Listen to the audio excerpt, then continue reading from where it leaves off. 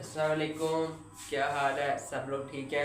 आपको पता है कि मेरा दूसरा चैप्टर शुरू हुआ फोर्स एंड मोशन वाला। आज इसका दूसरा लेक्चर है रेजोल्यूशंस ऑफ वेक्टर्स। स्टार्ट करें इसे? चलें, चलो ठीक हो गया। अच्छा, रेजोल्यूशन ऑफ वेक्टर। अच्छा, वेक्टर्स को ना हमने क्या करना है, रिजोल्व करना है, तोड़ना है। वेक्टर को हम दो तरह से तोड़ सकते हैं, ठीक हो गया। एक तो रेक्टेंगुलर कंपोनेंट, केला रेक्टेंगुलर कंपोनेंट, दूसरा है कंपोनेंट। दो तरीके से क्या है, रेक्टेंगुलर कंपोनेंट्स में, रेक्टेंगुलर कंपोनेंट्स में, और दूसरी बात, और दूसरा तरीका क्या है, कंपोनेंट्स में। दो तरीके से तोड़ सकते हैं, रेक्टेंगुलर कंपोनेंट्स में और कंपोनेंट्स में। ये दोनों अलग अलग बात है, एक है रेक्टेंगुलर कंपोनेंट, एक क्या है कंपोनेंट्स। दो तरह से तोड़ सकते हैं, ठीक हो गया। पहले हम इसको पढ़ेंगे, फिर हम इसको पढ़ेंगे, ठीक हो गया। चलिए आगे एक बार देख लेक्चर से पहले। हाँ सही है, सही है। चलो चलते हैं, पढ़ते हैं आगे।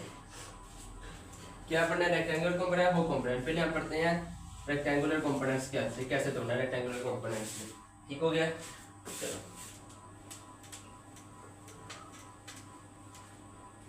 सबसे पहले आपने क्या लेना है, सबसे पहले आपने कोऑर्डिनेट सिस्टम लेना है। क्या लेना है, कोऑर्डिनेट सिस्टम। कैसा, फर्ज करो मेरे पास ये कोऑर्डिनेट सिस्टम है। ये क्या है, एक्स एक्सिस, ये क्या आ गया, वाई एक्सिस। ये एक्स एक्सिस हो गया, ये क्या आ गया, वाई एक्सिस आ गया, ठीक हो गया। और फर्ज करो मैंने एक वेक्टर ले लिया, यहाँ पर एक वेक्टर ए ले लेता हूँ। वेक्टर को कैसे रिप्रेजेंट करना है, ऊपर एरो लगा के, ठीक है। ये बात बोलनी नहीं तो गलत हो जाएगा, ठीक हो गया। अच्छा, अब हमें सिर्फ तोड़ना है। रेक्टेंगुलर कंपोनेंट रेक्टेंगुलर कंपोनेंट जब तोड़ते हैं ना वेक्टर को, तो तीन कंपोनेंट्स होते हैं। रेक्टेंगुलर कंपोनेंट कितने होते हैं वेक्टर के, तीन होते हैं। कौन कौन से, एक्स वाई और जी। पहले हम एक्स वाई पढ़ेंगे, बाद में हम एक्स वाई और जी भी पढ़ेंगे, ठीक हो गया। पहले टू डायमेंशन, जिसमें दो वेक्टर कंपोनेंट होना है एक्स और वाई, उसे कहते हैं टू डायमेंशन। और जिसमें तीन कंपोनेंट उसे कहते हैं थ्री डायमेंशन। अभी हम टू डायमेंशन पढ़ेंगे, ठीक हो गया। वेक्टर को ना टू रेक्टेंगुलर कंपोनेंट में तोड़ेंगे। पहला कंपोनेंट देखते हैं यहाँ से, ये क्या है, इसे कह देंगे ए वाई। क्यों, ये तंग क्यों कहते हैं, इसे कहेंगे इधर से लेके इतना, इसे कह देंगे ए एक्स। अब ये एक्स एक्सिस में आ रहा है, इस कंपोनेंट को मैंने कह दिया ए एक्स। जो एक्स एक्सिस में आ रहा है उस कंपोनेंट को ए का मैंने कहा दिया ए एक्स। जो वाई एक्सिस में आ रहा है, ये वाई है ना, तो ये वाला सभी क्या हुआ, वाई होगा, ठीक हो गया। तो ये क्या हुआ, ए वाई आ गया, ठीक हो गया। लेकिन समझ, दो कंपोनेंट में तोड़ा है, ए एक्स में तोड़ दिया और ए वाई में तोड़ दिया, ठीक हो गया। अच्छा, अब ये क्या है, अगर मैं कहूँ कि ये भी ए एक्स है तो बात गलत नहीं होगी, नहीं होगी। क्यों, वजह, अगर ये एक्स है तो ये भी ए एक्स है। क्यों, क्योंकि ये दोनों आपस में क्या है, पैरेलल है। हमारा मेरा लेक्चर नंबर 1 है, वहाँ पे मैंने समझाया था पैरेलल शिफ्टिंग अलाउ होती है। अगर आपको नहीं पता पैरेलल शिफ्टिंग क्या होती है तो मेरा लेक्चर नंबर 1 सुन सकते हो, उसमें मैंने बताया हुआ कि पैरेलल शिफ्टिंग क्या होती है, उसकी कंडीशन क्या होती है, वो कब अलाउ हो सकती है, ठीक हो गया। अब मैंने क्या किया, पैरेलल शिफ्टिंग किया, तो ये भी ए एक्स है, तो ये भी क्या होगा, ए एक्स है। अगर ये ए वाई है तो ये वाला हिस्सा भी यहाँ तक क्या होगा, ए वाई होगा। क्या होगा, ए वाई होगा। लेकिन समझ, ये भी ए एक्स है, ये ए वाई आ गया, इसके पैरेलल ये भी ए वाई है, और इसके पैरेलल ये भी क्या, ए एक्स है। ये कंपोनेंट हमने दो कंपोनेंट में तोड़ दिया, ठीक है। अब चलिए आगे। अच्छा, अब इनके दरमियान एक एंगल बन रहा है, ये एंगल होता है थीटा। ये एंगल क्या है, थीटा। बहुत ही इंपॉर्टेंट बात लिखने लगा, बहुत ही इंपॉर्टेंट बात। अब हमने कुछ सवाल भी कुछ ना एक क्वेश्चन भी सॉल्व करेंगे, उसमें बहुत काम आने वाली है। क्या लिखूंगा, मैं कहूंगा theta is between x component में, जो भी वेक्टर का एक्स कंपोनेंट होगा, दो एक्स वाई तीन कंपोनेंट है, एक्स वाई और जेड। जो एक्स किसके दरमियान होगा, x component and original vector, original vector के दरमियान होगा, ठीक हो गया। अब ये थीटा किनके दरमियान बना है, एक्स कंपोनेंट के दरमियान और ओरिजिनल वेक्टर ए के दरमियान ये थीटा बना हुआ है, ठीक हो गया। एक बात तो ये, एक वो बहुत ही इंपॉर्टेंट बात वो लिखने वाला हूँ। अच्छा, एक बात बता देता हूँ। एक हमने वेक्टर पढ़ते हैं यूनिट वेक्टर, मान लो सर न्यू सिलेबस था ना, उसमें ये नहीं बताया कि यूनिट वेक्टर क्या होता है, इक्वल वेक्टर क्या होता है, पैरेलल वेक्टर क्या होता है, एंटी पैरेलल वेक्टर क्या होता है, रिजल्टेंट वेक्टर क्या होता है, ये सब कुछ हटा दिया। लेकिन हम आप यहाँ पे ना यूनिट वेक्टर का इस्तेमाल होगा, हमें तो पता ही नहीं, न्यू सिलेबस वाले को तो पता ही नहीं। लेकिन मैं एक अलग लेक्चर बनाऊंगा, इससे अगला लेक्चर टाइप्स ऑफ वेक्टर, उससे मैं आर्ट वाला कवर करूंगा, यूनिट वेक्टर क्या होगा, इक्वल वेक्टर क्या होता है, पैरेलल क्या होगा, एंटी पैरेलल है। क्यों? क्योंकि अगर उसमें लेक्चर आएंगे ना, वेक्टर प्रोडक्ट आ गया, स्केलर प्रोडक्ट आ गया, उसमें बहुत काम आने वाली चीजें हैं जो हमारे सिलेबस में हटा दी, गलती की ना हटा के। क्यों? क्योंकि आगे काम आने वाली चीजें बच्चे को पता ही नहीं होगा तो कैसे करेगा आगे, ठीक होगा। इससे अगला मैं लेक्चर होगा यूनिट वेक्टर क्या होता है, लेकिन अब तक आपने बस ये देखना है एक्स एक्सिस से यूनिट वेक्टर होता है वो होता है आई, रिप्रेजेंट कैसे करना, ऊपर हेड दे देनी है, ठीक हो गया। वाई में जो सा होता है वो होता है जे, वाई में क्या होता है जे, ठीक है। लेकिन समझ, एक्स एक्सिस में आए, वाई में क्या होता है जे हो गया, और जेड में के होता है, वो हम आगे जाके पढ़ेंगे जब 3 डायमेंशन पढ़ेंगे इसका, ठीक हो गया। एक्स वाई हो जाए। अब बहुत ही इंपॉर्टेंट बात लिखने वाला हूँ, बहुत ही इंपॉर्टेंट बात है, वो ये है कि a x and a y is not a vector. A x और ए वाई कोई वेक्टर नहीं है, लेकिन a x i and a y j is a vector. ये बुक्स वगैरह में बात नहीं, इसलिए आपने नोट कर लेनी। मैंने कहा कि ये अकेला ए एक्स और अकेला ए वाई वेक्टर नहीं है, लेकिन ए एक्स आई और ए एक्स वाई जे वेक्टर है। इसकी वजह यह है कि हम वेक्टर में 2 चीजें पढ़ी थी वेक्टर में। पहली बात तो मैग्नीट्यूड होनी चाहिए, दूसरी बात डायरेक्शन होनी चाहिए। अब अकेला ए एक्स मैग्नीट्यूड है और ए वाई क्या है, मैग्नीट्यूड है, वेक्टर नहीं होगा, क्योंकि दो कंडीशन पूरी नहीं हो रही। यहाँ पे देखो कि ए एक्स क्या मैग्नीट्यूड है, आई डायरेक्शन है, ए वाई मैग्नीट्यूड है और आई क्या डायरेक्शन है, तो ये क्या होगा, वेक्टर होगा। ये बात याद रखनी, ए एक्स ए वाई वेक्टर नहीं है, लेकिन ए एक्स आई मतलब यूनिट वेक्टर और ए वाई यूनिट वेक्टर क्या है, वेक्टर होगा, ठीक हो गया। अच्छा, एक और बात, यूनिट वेक्टर जो होता है ना, उसको यूज करते हैं डायरेक्शन के लिए, डायरेक्शन को रिप्रेजेंट करने के लिए यूज करते हैं, ठीक है। चलिए आगे, टर्न नोट कर लो पोस्ट करके सर।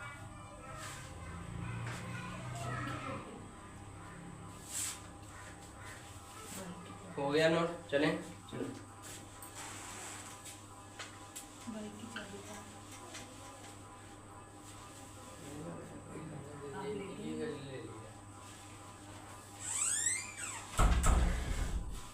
हो गया नोट, चलो ठीक हो गया। अच्छा, यूनिट वेक्टर मैं आपको क्या था, यूनिट वेक्टर को यूज करते हैं डायरेक्शन को रिप्रेजेंट करने के लिए। अगर कोई पूछ ले ना ए एक्स और ए वाई वेक्टर है, तो आपने कहा भाई वेक्टर नहीं है, वो स्केलर है, क्योंकि इसके लिए मैग्नीट्यूड है। लेकिन ये पूरा चीज, ये मैग्नीट्यूड हो गया, ये क्या डायरेक्शन है, ये मैग्नीट्यूड है, ये डायरेक्शन, ये पूरा वेक्टर है, लेकिन अकेला अकेला वेक्टर नहीं है। ये बात लाजमी याद रखनी है, किसी बुक्स में लिखी नहीं हुई, लेकिन आप लोगों ने लाजमी याद रखनी है, ठीक है। आगे चलें।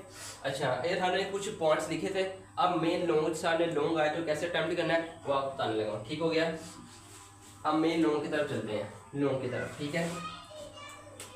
एक्सप्लेनेशन की हेडिंग दे देनी है आपने, किसकी, एक्सप्लेनेशन की। अब जो पहले पॉइंट्स लिखवाए थे वो थे जब आपको कंसेप्ट क्लियर हो जाए, क्योंकि आगे जब सवाल सॉल्व करेंगे ना, उससे बहुत काम वाली चीज़ें हैं, ठीक हो गया। क्या लिखना है आपने, लिखना है a is a vector represent by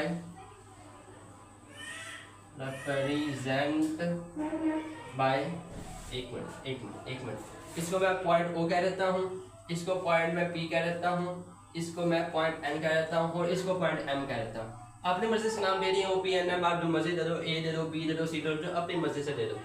A is a vector represent by line, कौन सी लाइन, कितनी लाइन है, ओ से लेके पी तक, पी, ठीक हो गया, ठीक समझ, ठीक हो गया। A x and a y is the x and y component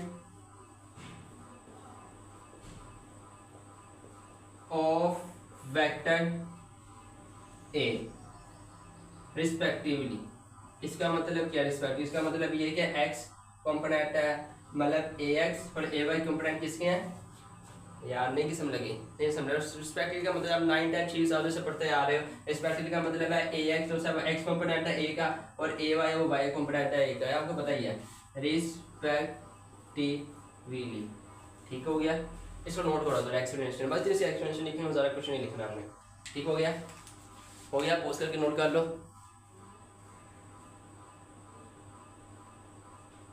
चलो चलते आगे, चले आगे।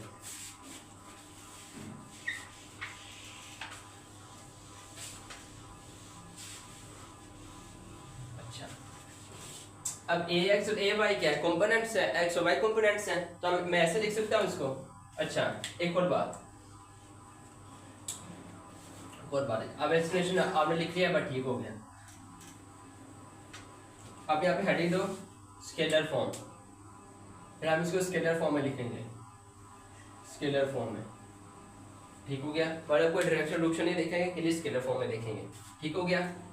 कैसे, ओपी मतलब ए वेक्टर इज इक्वल टू किसके इक्वल है, पहले हमने इन दोनों को रिजोल्व किया है तो इन दोनों का सम किसके इक्वल होगा, एक इक्वल होगा ना, जारी बात है। अब आप एक चीज को तोड़ते दो हिस्सों में, ठीक हो गया, जब इसको प्लस कर दो तो क्या ये ओरिजिनल चीज ही आएगी ना।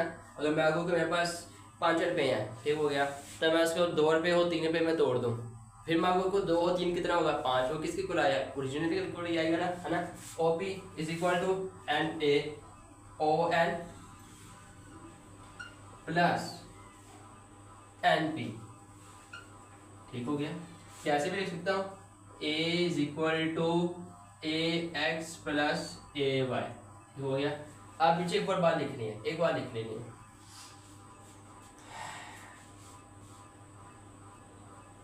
ए इज इक्वल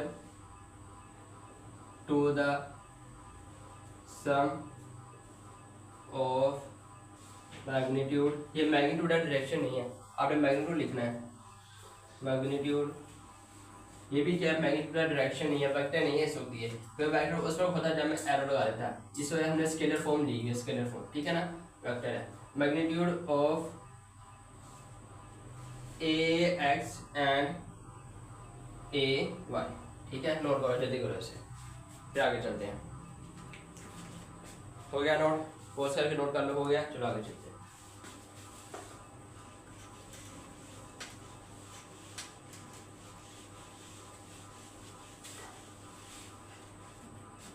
वाला रेजिंग होता है उससे, यानी कि डार्क पड़ जाएंगे, फिर वो मसला करेंगे ना इसको लेक्चर में, ठीक है, आगे चलें अब। अच्छा हमने पहले स्केलर फॉर्म लिखी है, अब इसके वेक्टर फॉर्म लिखते हैं, क्या लिखते हैं, वेक्टर फॉर्म, वेक्टर फॉर्मा, वेक्टर फॉर्मा, ठीक हो गया। क्या आएगा वेक्टर फॉर्म इसका, a vector is equal to a x i plus a y j. लेकिन सर मैंने वो बात क्यों लिखी थी कि ए एक्स क्या अकेला स्केलर है, ए वाई अकेला स्केलर है, लेकिन जब वेक्टर में लिखेंगे ना तो ये ए एक्स आई वेक्टर है, ए वाई जे वेक्टर है, लेकिन ए एक्स और ए वाई अकेला अकेला वेक्टर नहीं है, वो अकेला अकेला मैग्नीट्यूड होगी, ठीक हो गया, सही है, सही है, चले आगे, सही हो गया। अच्छा एक और बात, आपने वेक्टर फॉर्म लिख ली ना, अब आपने फाइंड क्या करना है, कहता है फाइंड ए एक्स मालूम करो, क्या मालूम करो, ए एक्स मालूम करना है, ठीक हो गया। अब एक और बात आपको बताता हूँ, इसको मैं उठा के ना ये वाला अभी नीचे बना रहा हूँ दोबारा, ठीक हो गया, ये जो ट्रायंगल बनी हुई है ना इसको मैं नीचे बना रहा हूँ, ठीक हो गया। अच्छा अब ये मेन वेक्टर है ना, जो मेन वेक्टर होता है उसे कहते हैं हाइपोटेनियस, क्या कहते हैं, हाइपोटेनियस।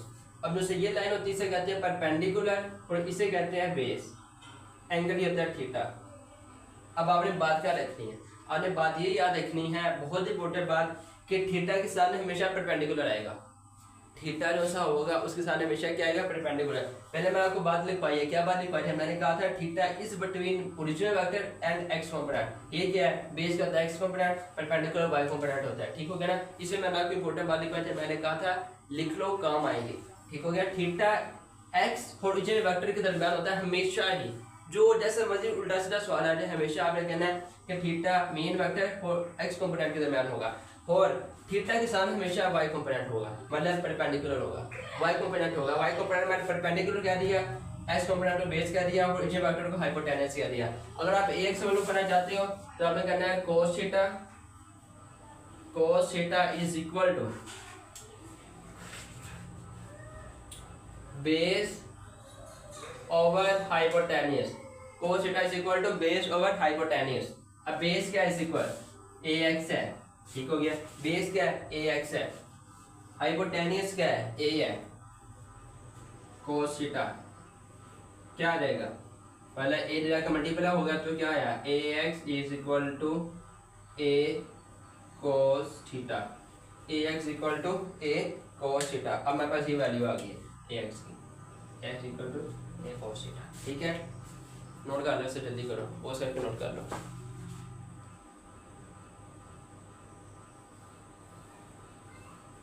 हो गया, चलो आगे चलते हैं।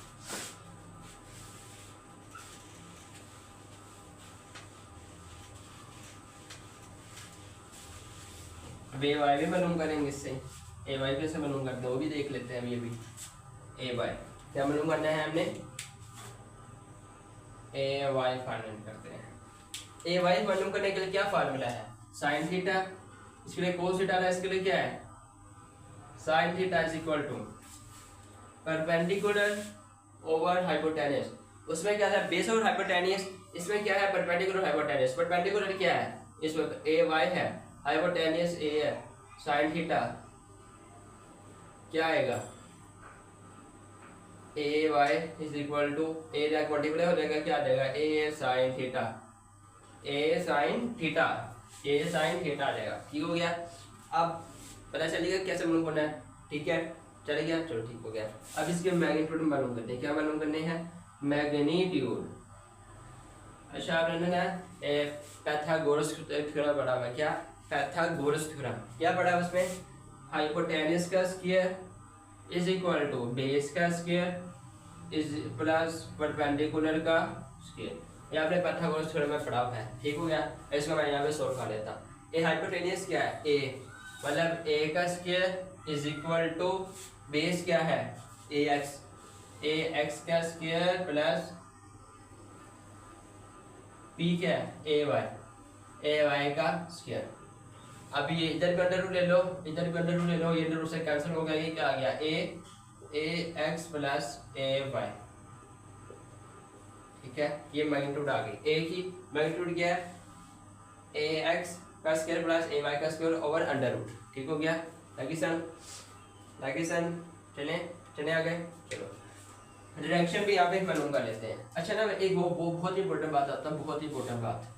अक्सर में हमारी बुक्स में ना आपने कोई फेडरल में देखो, सिंगल देखो, केपीके के देखो, या फिर फेडरल में देख लो, आप ना ये वाला फार्मूला ऐसे ही लिखा हुआ है, लेकिन असल में फार्मूला कैसे है जो आप लोग के आगे करंट इलेक्ट्रिसिटी वाला या एक कूलम्स लॉ वगैरह ऐसे टॉपिक में बहुत काम आने वाला है। वो क्या फार्मूला है, वो कहता है कि a is equal to a x का स्क्वायर प्लस ए वाई का square plus 2ax a y cos theta.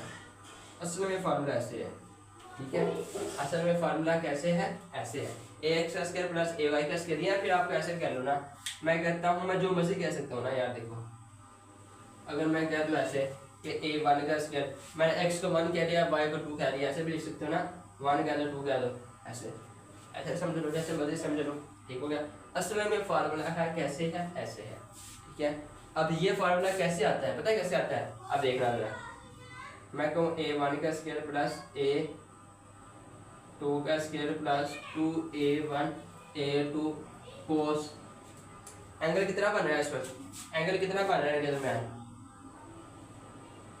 ये एंगल कितना है 90 डिग्री। ax और ay के दरमियान एंगल कितना बन रहा है 90 डिग्री। 90 पुट करेंगे, 90 क्या क्या पुट कर दिया। अब देखो cos 90 क्या होता है 0, cos 90 क्या होता है 0। अब 0 इसका मल्टीप्लाई होगा तो पूरा फैक्टर क्या हो जाएगा 0। देखो ना यार, जब cos 90 क्या आ जाएगा 0 आ जाएगा, वो 0 को जब 2a1 से मल्टीप्लाई करोगे पूरा फैक्टर क्या हो जाएगा 0, पूरा फैक्टर क्या हो गया 0। तो आपके पास क्या रहेगा पीछे, ये वाला फार्मूला हमारा डायरेक्ट ये मालूम किया हुआ है, लेकिन असल में ये ऐसे है। इसको भी मालूम किया जाता है, लेकिन थोड़ा ना डिटेल में चल जाएगा, हम डिटेल में जा नहीं रहे। क्यों, क्योंकि हमारे पास लेक्चर थोड़ा शॉर्ट बनाएगा ना, वो 1-1.5 घंटे का लेक्चर बनेगा, फिर कोई सुनता भी नहीं है। ठीक हो गया, लेकिन मुझे पता है कि कैसे मालूम करना, अभी ना करना मुझे नहीं आता कि कैसे ये मालूम करना है, मुझे पता है कैसे मालूम करना है।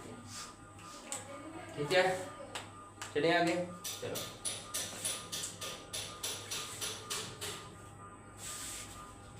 चलो पॉज करके नोट कर लो इसको। चलो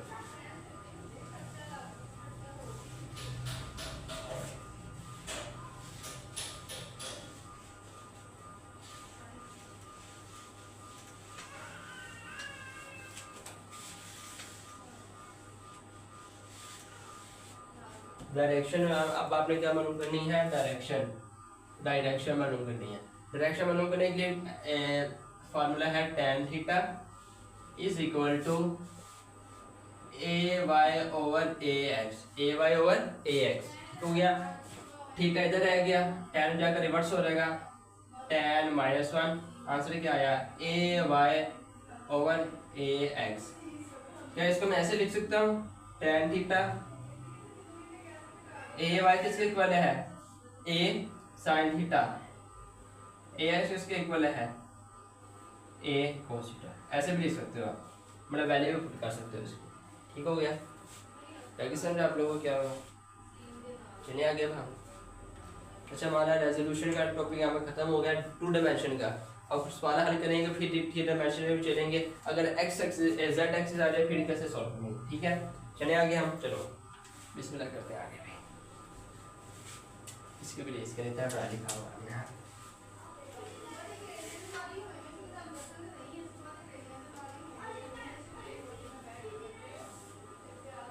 ठीक है, चलिए आगे हम। अब हमने क्या करना है, कुछ सवाल हल करते हैं। मैं कह रहा हूँ मेरे पास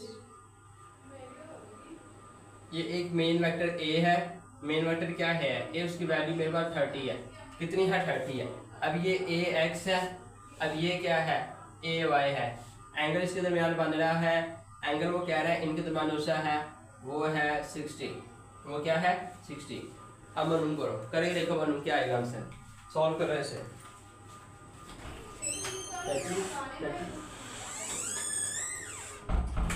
हो गया सॉल्व। अब मैं करूँ सॉल्व इसको। ए दिया हुआ है, थीटा दिया हुआ है, ए एक्स और ए वाई मालूम करना है। कैसे मालूम करेंगे, आंसर आपको पता है, a x equal to a cos theta, a x equal to a cos theta. A x लगाओ इधर, कोस वैल्यू इधर मारो, क्या जाएगी 30, और कोस कितना आ गया 60, क्या आएगा 30, कोस 60 होता है 1/2। ठीक हो गया, 2 1 2 2 15, आंसर क्या आ जाएगा 15। एक हमारे पास क्या आ गया 15 आ गया। ठीक हो गया, देखिए सब एक्स क्या आ गया 15 आ गया। अब ए वाई भी मालूम कर लें, यहाँ पे मालूम कर लेते हैं। A y is equal to a sine theta.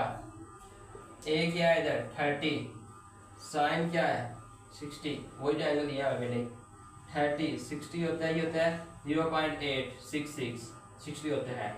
ठीक हो गया, और इसको मल्टीप्लाई करेंगे, राउंड ऑफ करके आंसर आ जाएगा 60। ठीक हो गया, ए वाई कितना आ गया हमारे पास, ए वाई हमारे पास कितना आ गया है 60, और ए एक्स कितना आ गया 50। पता चलिए कैसे मालूम करना है। ठीक है, अगर आपको फर्ज करो वो कहता है कि ए एक्स जो सा है, ए एक्स जो सा है वो है 20, और ए वाई जो सा है वो है 10, वो कि ए मालूम करो वो कितना है। तो कैसे मालूम करेंगे, आपने ये वाला फार्मूला लगा देना है, a is equal to a x का स्क्वायर प्लस ए वाई का स्क्वायर। क्या देगा, ए की वैल्यू क्या है ए एक्स की 20 का स्क्वायर प्लस 10 का स्क्वायर। अब इसके पास सोल्व करने वाला है, 100 आ जाएगा, 2000 आ जाएगा, इसको प्लस कर देना, बस वैल्यू फाइंड कर लेना। ठीक है, अब मेथड आ रहा है, बाकी वैल्यू को फाइंड कर लेना। अब वो क्या, थीटा भी मालूम करो, थीटा भी नहीं दिया हुआ, बस केला ए एक्स ए वाई दे दिया। वो कहते हैं ए भी मालूम करो, थीटा भी मालूम करो। थीटा मालूम करने के लिए क्या फॉर्मूला लगाओगे, tan थीटा tan इनवर्स ए एक्स ए वाई की वैल्यू रखोगे ओवर ए एक्स की वैल्यू रख लोगे, बस आपका ये थीटा मालूम हो जाएगा। ठीक हो गया, इधर ए वाई की वैल्यू पुट करो, ए एक्स की वैल्यू पुट करो, और tan लगाओ। ठीक हो गया, आपको थीटा मालूम हो जाएगा। जिस तरह मुझे वो सवाल जैसे आज बस सॉल्व बनाना चाहिए। ठीक है, चले आगे अब हम चले, चलो सही है। एक और सवाल बढ़िया सा एक सवाल है, और बाद में 2 डायमेंशन में चलेंगे, 3 डायमेंशन में सच।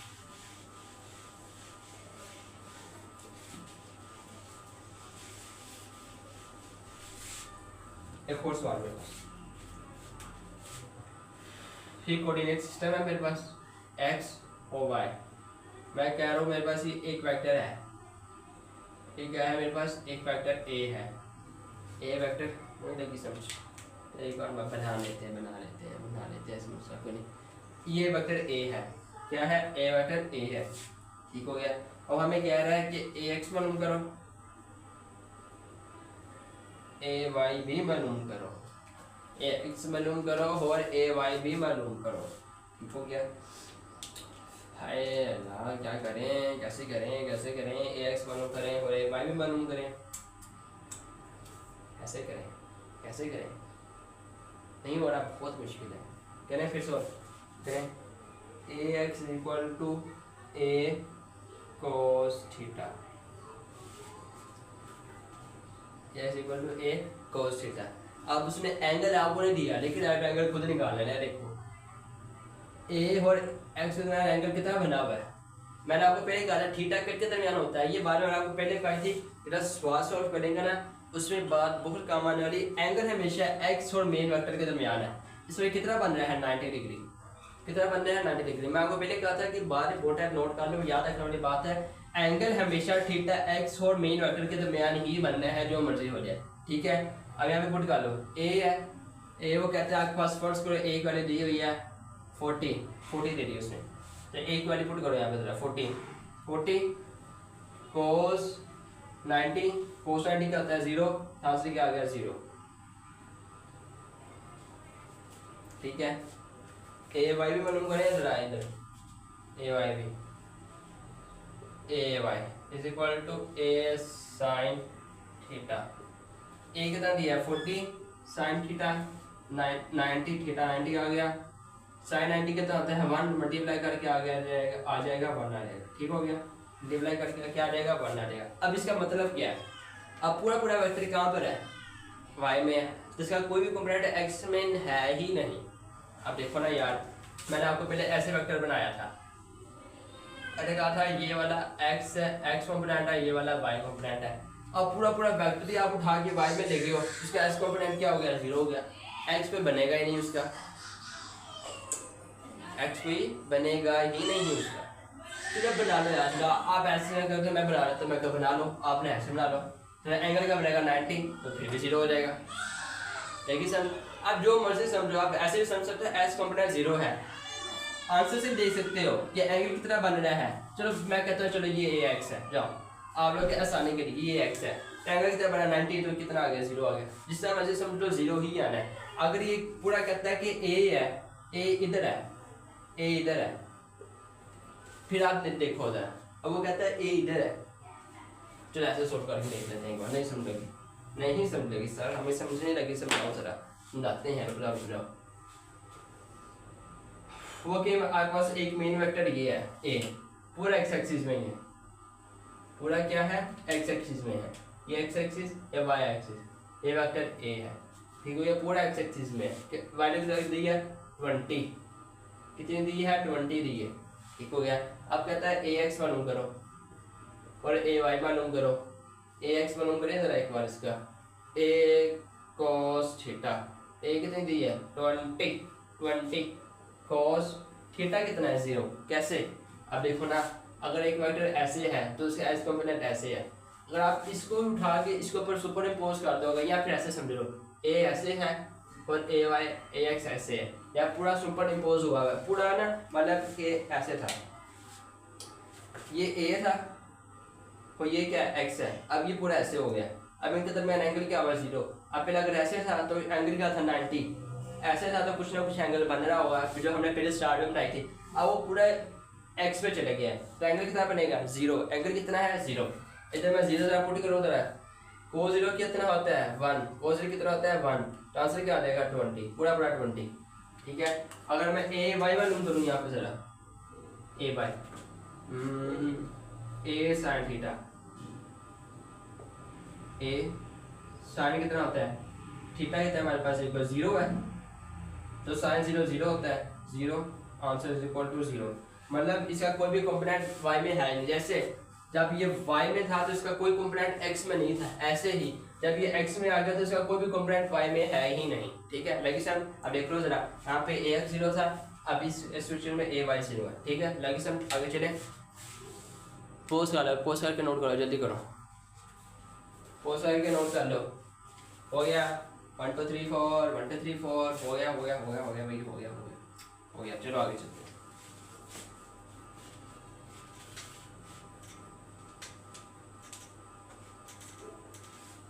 बातें याद है जो आपको बताई थी कि theta is always in between x component and main vector, ठीक हो गया।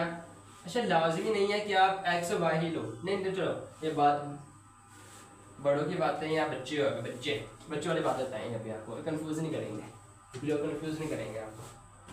अभी कहोगे सर आप कह रहे हैं ए एक्स वाई वाई, अब आप कह रहे हो लाजमी नहीं है, चलो आप छोड़ो पर आप बड़ा वाली बातें हैं, ठीक हो गया। मेरे पास ये इंक्लाइंड सरफेस है, क्या है इंक्लाइंड सरफेस है, एक मेरे पास यहाँ पे बॉल है, समझो कि एक बॉल है ऊपर से आ रही है नीचे आ रही, ठीक हो गया। अब इसका आपको हमेशा 5 6 से पढ़ते आ रहे हो, वेट कहाँ को होता है नीचे को, वेक्टर कहाँ को होता है नीचे को होता है। अब इसका वेक्टर कहाँ है नीचे को है, वेक्टर क्या है नीचे को, पता है यार 7वीं 5वीं से पढ़ते आ रहे हैं कि वेट नीचे को होता है, ठीक हो गया। अब आपने क्या कहा था, मैंने आपको कहा था थीटा। अच्छा एक कोई बात, तो मैंने ये बनाया था तो शायद आप बात बताना भूल गया, वाई और जेड वाला ना, मैंने कहा था ये ए एक्स है, ये क्या है ए वाई है। एक इंपॉर्टेंट बात है, लिख लो नोट कर लो, बहुत ही काम आने वाली बात है कि ऑलवेज जो मर्जी हो जाए, a x and a y, always, यार क्या लिखा, always angle between a x and a y is 90 degree. हमेशा ही जो मर्जी हो जाए ए एक्स और ए वाई की तरह हमेशा ही एंगल कितना होगा, 90 डिग्री होगा। कितना होगा, 90 डिग्री होगा, जब तक ये कोई ना कोई ऐसे एंगल सुपरइम्पोज एंगल बनाता हो, ठीक हो गया। A x and a y के दरमियान हमेशा एंगल क्या होगा, 90। जैसा मर्जी आ जाए, चाहे पूरा कंपोनेंट एक्स में हो चाहे पूरा ए वाई में हो, angle a x and a y के दरमियान, ये बात याद है कि नहीं है। ये थीटा क्या है, मैंने आपको पहले बात लिखवाई, मैंने कहा थीटा एक्स और ओरिजिनल वेक्टर के दरमियान है, लेकिन इस वक्त मैं बात कर रहा हूँ एक्स और वाई की। एक्स और वाई के दरमियान हमेशा ही एंगल, जो मतलब जो दो कंडीशन हमने पढ़ी है ना, जैसे वैसे कंडीशन आ जाए ए एक्स और ए वाई के दरमियान एंगल हमेशा कितना होगा, 90 डिग्री होगा। बात इंपॉर्टेंट है, नोट कर लो, जल्दी कर लो नोट से, हो गया नोट। चला इस वक्त चलते हैं। अब मैंने दो कंपोनेंट ऐसे लेने हैं जिसका दरमियान एंगल क्या हो, 90 डिग्री हो। मैं फर्स्ट कर रहा हूँ एक कंपोनेंट ये है और एक कंपोनेंट क्या है, ये नजर आ रहा है, देखने एक बार आ रहा है। मैं कहूँ एक कंपोनेंट ये है और एक कंपोनेंट क्या है मेरे पास, ये वाला है, ठीक हो गया। एंगल इनके दरमियान कितना है, 90 डिग्री। अब मुझे ये नहीं पता कि ए एक्स कौन सा है और ए वाई कंपोनेंट कौन सा है, बस मुझे इतना पता है कि हम जो भी लें ना, ए एक्स लें या ए वाई लें, ए एक्स लें या ए वाई लें, उनके दरमियान हमेशा एंगल कितना चाहिए, 90 डिग्री। ये बात हमें से पता है, ये हमें खुद ही पता है सारी बात, ए एक्स और ए वाई के दरमियान एंगल कितना होना चाहिए, 90 डिग्री। अब मैंने दो कंपोनेंट ले लिए जिनके दरमियान एंगल कितना है, 90 डिग्री, ठीक है। अब मैं ये मालूम करना चाहता हूँ कि भाईजान इसमें ए एक्स कौन सा है और ए वाई कौन सा है, ठीक है। ए एक्स कौन सा है और ए वाई कौन सा है। हाय अल्लाह क्या करें, कैसे मैं ऐसे बना सकता हूँ, 90 डिग्री बनाना है यार, जैसे मर्जी बना लो, 90 डिग्री में ऐसे कर लो, ये एंगल क्या है इनके दरमियान, 90 डिग्री, ठीक हो गया। अब एक बहुत ही मोटा बात बताने वाला हूँ आप लोग को। अब ये क्या है, ये W40 दरमियान को, ठीक हो गया। इसमें ये एंगल कितना बन रहा है, 90 डिग्री। अच्छा कोई भी एंगल ट्राइंगल हो ना, ट्राइंगल वो 180 की होती है, कितनी की होती है, 180 की। इस तरह के ट्राइंगल नहीं बन रही पूरी, देखो जरा ये ऐसे करके ट्राइंगल, वो ठग नीचे बना रही। ट्राइंगल में एंगल कितने होते हैं, टोटल एंगल कितने होते हैं, 180 के, 90 ये होता है, ठीक हो गया। अगर राइट एंगल आ जाए तो ये कितना होता है, 45, ठीक हो गया भाई। ये कितना होता है, 45, तो कितना बन जाएगा, 90 प्लस 45 180 है। हर ट्राइंगल 180 का ही होता है, ठीक है। लेकिन हमें नहीं पता है कि ये वाला ट्राइंगल है, लाजमी नहीं कि यहाँ पे 45 हो सकता है कि यहाँ पर 30 हो जाए, यहाँ पर 15 और ऐड कर लो, यहाँ पे 60 आ जाए, होना 180 चाहिए मिलाकर, ठीक है। लाजमी ये चेंज हो सकते हैं, ये 45 हो सकते हैं, 30 60 हो सकते हैं, जो मर्जी हो सकते हैं, ठीक हो गया। हमें नहीं पता कि कितना है, ठीक है, हमें नहीं पता, हमें इतना पता है कि ये 90 तो है, पता है, ठीक हो गया। अगर मैं कहूँ ये वाला एंगल थीटा बन रहा है, ये क्या एंगल थीटा बन रहा है, तो ये क्या रह जाएगा पीछे, 90 माइनस थीटा, ऐसे ही है ना, कितना बन जाएगा, 90 माइनस थीटा। अगर ये थीटा बन रहा है तो पीछे क्या बन जाएगा, अगर ये थीटा है, फर्ज करो, इसको नीचे समझाता हूँ डिटेल से। अगर ये थीटा है तो ये कितना बन जाएगा, 90 माइनस थीटा, है ना। कैसे, फर्ज करो ना, इन दोनों का सम तो 90 आना चाहिए ना, इन दोनों का सम कितना चाहिए, 90। अगर मैं आपको थीटा 20 है तो 90 माइनस 20 कितना रहेगा पीछे, कितना रहेगा 90 माइनस 20 70, तो एंगल कितना बनेगा 70। तो मुझे नहीं पता वैल्यू क्या है, मैंने खुद कंसिडर कर लिया कि ये थीटा है, तो ये क्या होगा 90 माइनस थीटा, ये तो क्या बनेगा 90 माइनस थीटा। एक और बात बहुत इंपॉर्टेंट वाली, ये सब लगी है ना, ये समझा के तो आगे चलेंगे, आगे सब देखे आएंगे। सही बन रहा है ना वीडियो, हाँ सही बन रही है, ये सब लगी तो आगे चलेंगे। लगी समझे, लगी समझ इसकी, चले आगे, चलो ठीक है आगे चलते हैं। वैसे हाय चले, हाय अल्लाह क्या करें। अब ये 90 माइनस थीटा है, ठीक है, तो ये क्या होगा थीटा, नहीं लगी समझ। तब देखो ना, जब मैंने कहा था ये थीटा है और ये क्या 90 माइनस थीटा, अगर ये थीटा तो ये क्या होगा 90 माइनस थीटा। बात है कि ना 90 बनाना है आपने, ठीक है। अगर ये 20 है तो ये पूरा एंगल कितना है 90 का, अगर ये 20 है तो 90 माइनस 20 कितना आ जाएगा 90 माइनस 20 70, ये तो 70 का होगा, ये के साथ 90 का होगा। एक कंडीशन ऐसे का ऐसे समझ लो, ये थीटा है, ये कितना होगा 90 माइनस थीटा, ये कितना 90 माइनस थीटा, और ये क्या है थीटा, तो पूरा तो 90 होगा ना इसका, ठीक हो गया। या कंडीशन ऐसी भी है, ये थीटा है, अब इसमें प्लस कर दोगे theta minus theta minus plus theta 90 रहती है, वो कंडीशन फिर मुश्किल है आप लोगों के लिए, ठीक है। आप ऐसे समझो, क्या समझना है कि ये थीटा है वो पूरा 90 है, तो पीछे कितना बनेगा 90 माइनस थीटा, ताकि समझ। अब ये थीटा बनना, मैंने आपको क्या कहा था, theta is always in between original vector and x component. ये थीटा है समझो, ये एक्स कंपोनेंट है, ये मेन वेक्टर है, आपको पता है डब्ल्यू है कि समझो, ये क्या होगा वाई कंपोनेंट होगा, मतलब डब्ल्यू वाई होगा, ये डब्ल्यू एक्स होगा। भैया मैंने कहा था ना आपको, क्या कहा था कि x is always between x component and y component. अगर ये भैया देखो ये थीटा बन रहा है, ये क्या बन रहा है थीटा, तो ये तो इसका मतलब भी क्या है, ये x कंपोनेंट है, ये ओरिजिनल वेक्टर है, लगी समझ। चलिए आगे, अब हम वो समझा लिया, चलिए आगे यार चलते हैं आगे, अब आगे भी देख लेते हैं कुछ।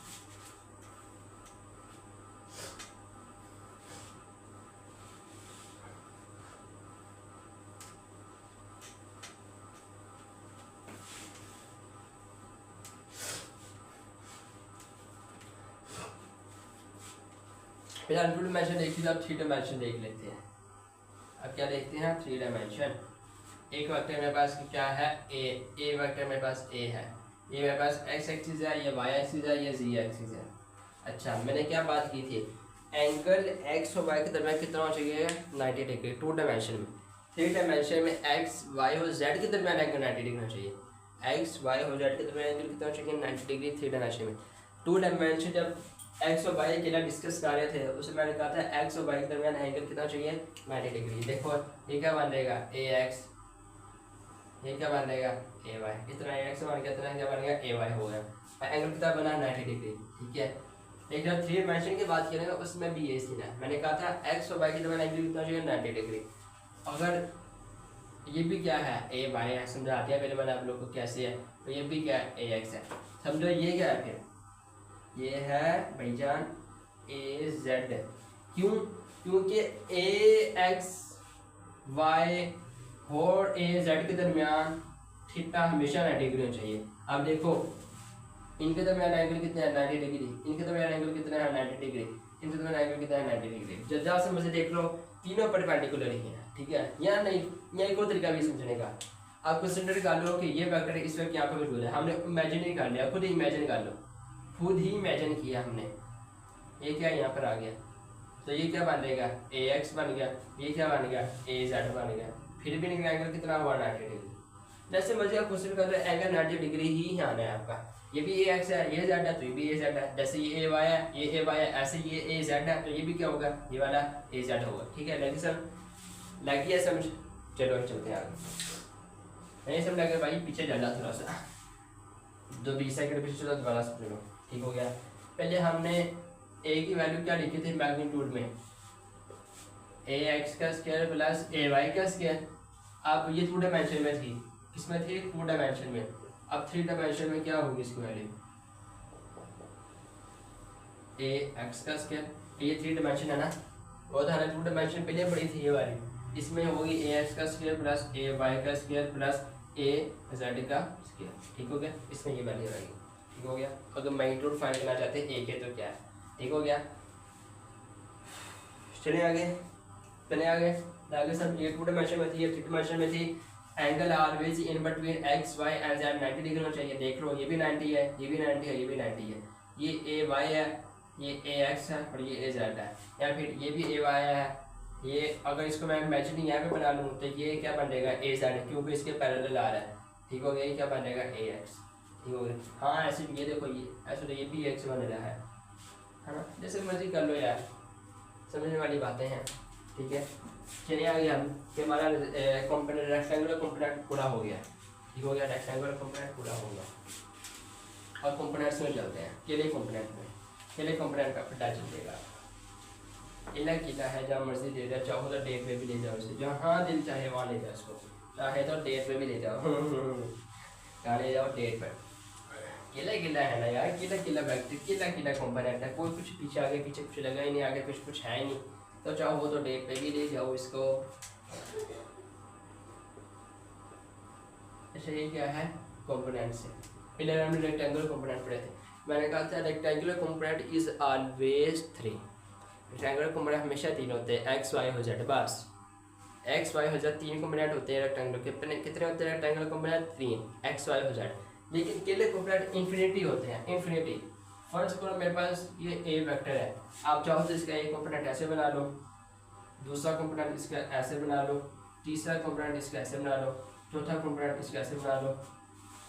ठीक हो गया, पांचवा कंपोनेंट इसका ऐसे बना लो, छठा ऐसे बना लो, सातवां ऐसे बना लो, जैसे आप दिल चाहे वैसे बना लो। नौवां इसका ऐसे बना लो, 10वां इसका ऐसे बना लो, 11वां इसका ऐसे बना लो, जैसे आपका दिल चाहे। जितने मर्जी कंपोनेंट 1 बन गए, 2 बन गए, 3 4 5 6 7 8 9 10, जितने मर्जी कंपोनेंट बनाए जाओ। चाहो तो ऐसे बनाते बनाते बनाते यहाँ पे घूमते घूमते घूमते घूमते घूमते घूमते वापस यहाँ पे आ जाए। चाहो तो ऐसे जाओ ऐसे जाओ ऐसे जाओ ऐसे जाओ ऐसे ऐसे ऐसे बनाते बनाते यहाँ पे वापस आ जाए।